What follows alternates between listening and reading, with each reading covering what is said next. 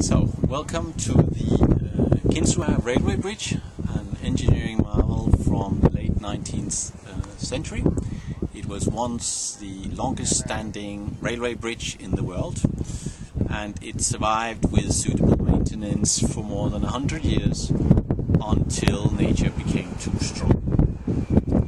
It's still a wonderful scenery, which I would like to share with you.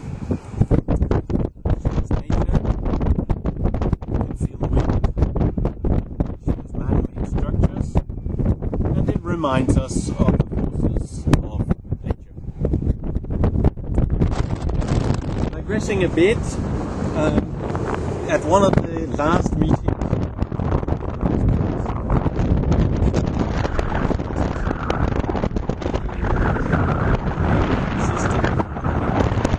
space exploration.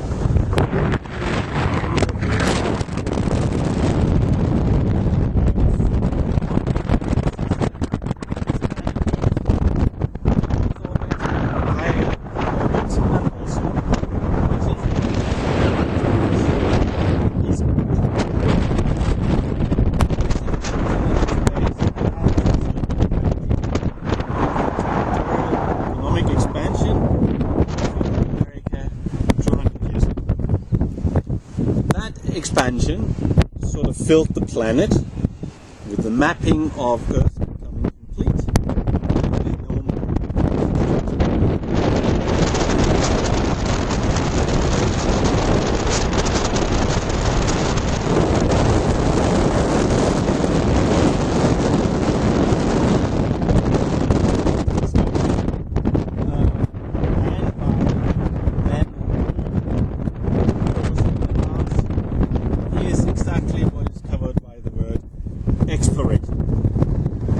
And it increases our knowledge of our surroundings outside the protection of the planetary atmosphere. The human presence on the International Space Station could be seen as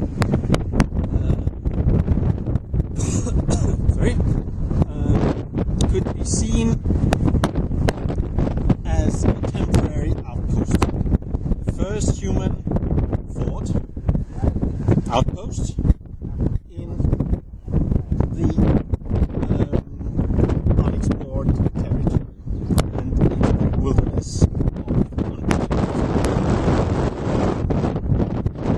If we go back to an analogy of a small fort in the wilderness, an outpost, the issue is how to transform this isolated fort into a town.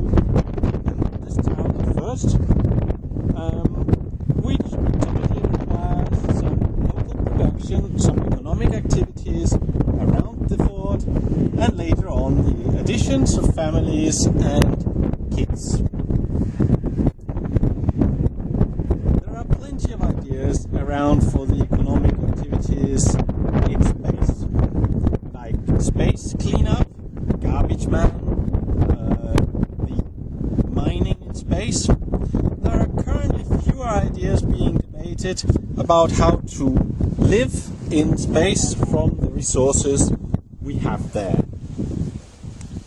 This would imply processing of food, possible agriculture, food production by processing plants and chemicals, air production certainly, which Earth furnished so nicely for us down here on the surface. Recycling is an important issue. Any waste has an additional value compared to the same waste at Earth's surface. It has the necessary delta V to stay in orbit.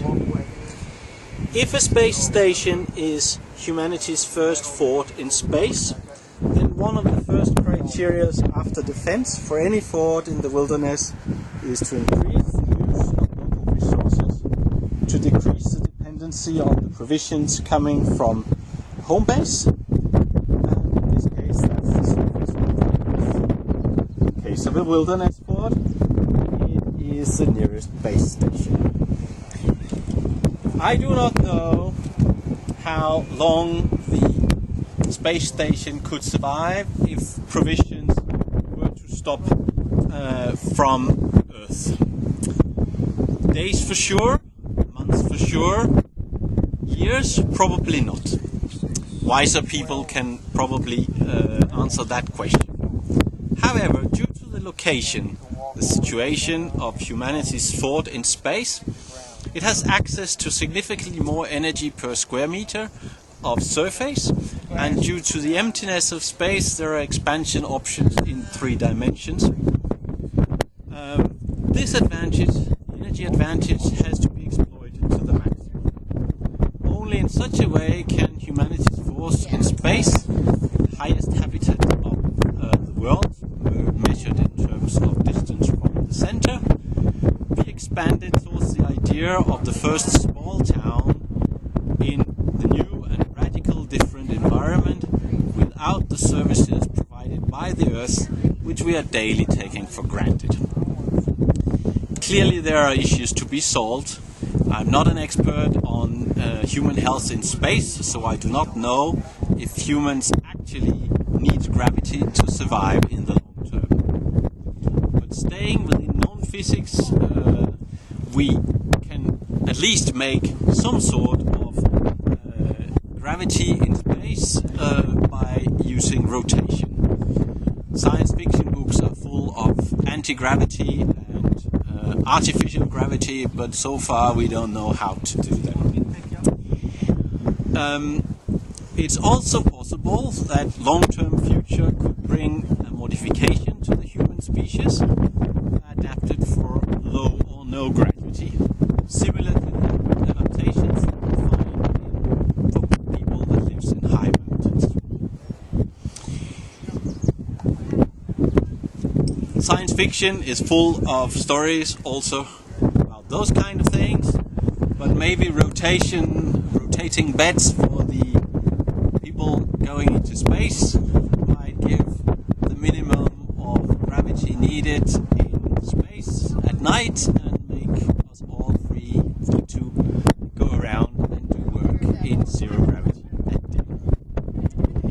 Now, you could ask what this has to do with the Euroluna X Prize competition and the ongoing work. And the answer is really the one I started with before, that GLXP competition is just one of many initiatives aimed at expanding the human habitat, providing another focus point for expansion into space. Several GLXP teams are already chatting about going to Mars, which is an obvious destination after the Moon. With a gravity on Mars and the spacecrafts and rovers that are already there, our knowledge is increasing, maybe you could say increasing exponentially.